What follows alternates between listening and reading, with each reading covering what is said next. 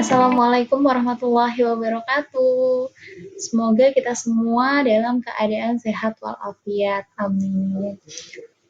Nah, kalian semua semenjak belajar bahasa Indonesia pasti sudah dekat dengan berbagai jenis teks, kan? Setiap jenis teks itu punya ciri kebahasaan yang berbeda-beda. Hari ini kita akan membahas mengenai unsur kebahasaan dalam teks laporan hasil observasi atau kita singkat saja menjadi teks LHO ya. Langsung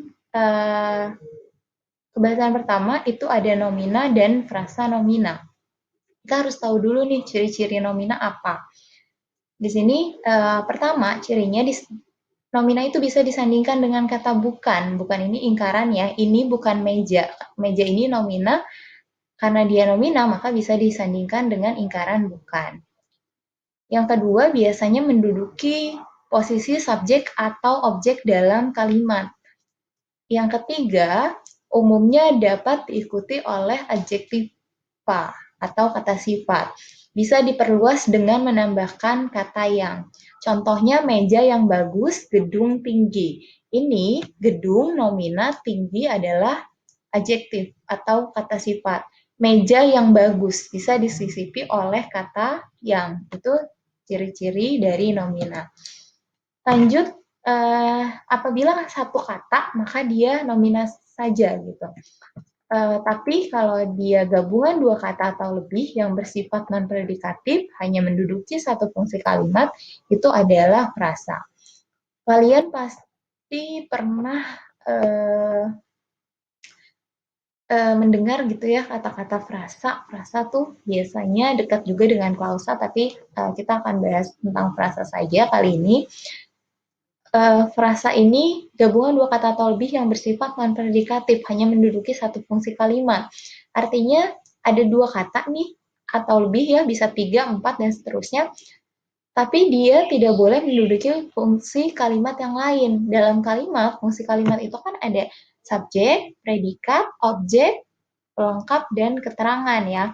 Maka di frasa ini apabila dia dua kata atau lebih, itu boleh. Tapi tidak boleh, misalnya dia subjek nih, ya udah subjek aja, dia tidak boleh menempati fungsi kalimat yang lain, misalnya fungsi kalimat predikat, fungsi kalimat objek gitu.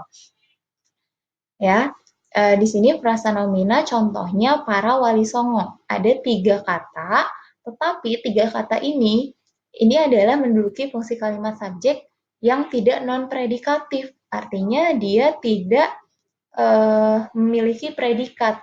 Dia fungsi kalimatnya tetap subjek. 3 kata ini tetap subjek, bukan beralih ke predikat ya. Contohnya kalau kata yang berpredikat kan Andi memakai sepatu. Andi memakai, Andinya subjek, memakainya predikat. Tapi kalau para wali songo meskipun dia 3, dia tetap subjek, tidak berpindah ke fungsi kalimat predikat gitu. Contoh yang lain ada wayang kulit, 2 buah buku, Banjarmasin, kota 1000 sungai, orang yang menggunakan topeng. Ini meskipun panjang ya, katanya ada beberapa, namun dia tetap ada di fungsi kalimat yang sama, yaitu fungsi kalimat subjek. Misal orang yang menggunakan topeng memakai baju berwarna merah, ya kan? Orang yang menggunakan topeng subjek, memakai predikat baju berwarna merah, dan seterusnya. Gitu. Lanjut, ciri-ciri verba. Kita masuk ke verba. Tadi udah nomina dan kita sudah tahu frasa itu apa.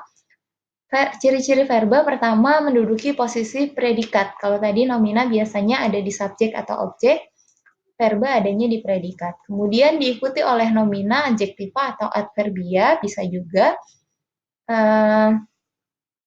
Kemudian dapat diikuti oleh pengingkaran tidak. Ingat ya, tadi nomina bisa diikuti oleh bukan, kalau verba bisa diikuti ingkaran tidak. Misal, saya memakai baju, saya tidak memakai baju. Next, frasa verba. Contohnya bekerja keras, sedang membaca, pasti membuat. Ini adalah frasa.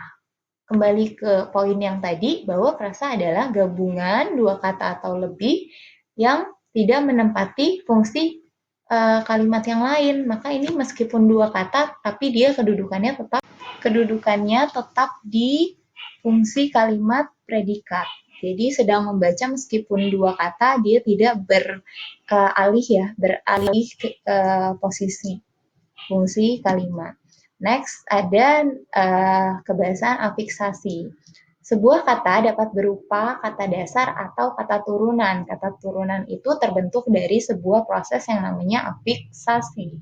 Apakah afiksasi itu? Afiksasi adalah proses pengimbuhan pada kata dasar. Ini sering banget, maksudnya sudah dekat banget dengan kehidupan kalian semua. Sebuah kata setelah mengalami afiksasi juga dapat mengalami perubahan kelas kata. Kelas kata itu apa? Nomina, verba, adjektif, adverb gitu ya, itu namanya kelas kata, jenis-jenis kata. Di sini kata turunan, tadi kan kita balik, kata turunan terbentuk dari sebuah afiksasi. Di sini kata turunan ada menakutkan. Menakutkan ini adalah verba, masuknya jenis verba. Afiksnya men dan kan, me dan kan. Kata dasarnya takut. Jadi kata turunan itu ada proses afiksasi, pengimbuhan terhadap kata dasar. Gitu ya. Contoh kata yang mengalami perubahan setelah afiksasi, verba menjadi nomina. Makan itu adalah verba, ketemu imbuhan an maka jadi makanan. Verba menjadi nomina. Pertunjukan. Tunjuk itu kan verba ya. Ketika ketemu proses afiksasi per dan an, itu menjadi pertunjukan, menjadi nomina. Tapi perlu diingat bahwa ada beberapa kata yang tergantung nih posisinya di mana gitu. Jadi bisa saja kalau dia posisinya di subjek dia menjadi nomina, dia posisinya di predikat atau objek dan lain sebagainya, dia berubah menjadi verba atau yang lainnya gitu ya. Kemudian nomina menjadi verba. Contohnya ada ini afiks atau imbuhan men dan i ditambah obat. Obat itu nomina ya. Jadi verba, mengobati. Jadi dia berubah tuh karena proses afiksasi. Kemudian perubahan dari adjektiva menjadi nomina. Imbuhan pe bertemu kata dasar malu yang tadinya adjektif kata sifat jadi pemalu. Pemalu ini berubahlah dia kelas katanya jadi jenis nomina. Verba menjadi adjektiva. Men dan kan afiksnya atau imbuhannya ketemu kata dasar jauh. Jauh itu kan sifat ya, misalnya rumah jauh, rumah yang jauh dan sebagainya. Itu menjadi kata turunannya menjadi menjauhkan. Itu berubah menjadi verba yang tadinya adjektif atau kata sifat. Kemudian ada kalimat definisi dan kalimat deskripsi. Kalimat definisi kalau kita lihat di KBBI, definisi itu artinya mengungkapkan makna, keterangan, atau ciri utama terhadap sesuatu. Di sini contoh kalimatnya, esensi adalah suatu penilaian terhadap sebuah karya. Ini contoh kalimat definisi. Lanjut kalimat deskripsi. Deskripsi itu adalah pemaparan atau penggambaran secara jelas dan terperinci terhadap sesuatu objek yang sedang kita gambarkan gitu ya. Di sini contohnya saya mengambil puisi menggunakan bahasa kiasan dan penuh makna. Menggambarkan puisi itu apa sih gitu ya. Mendeskripsikan. Baik, sekian pembahasan mengenai unsur kebahasaan dalam teks laporan hasil observasi. Wassalamualaikum warahmatullahi wabarakatuh.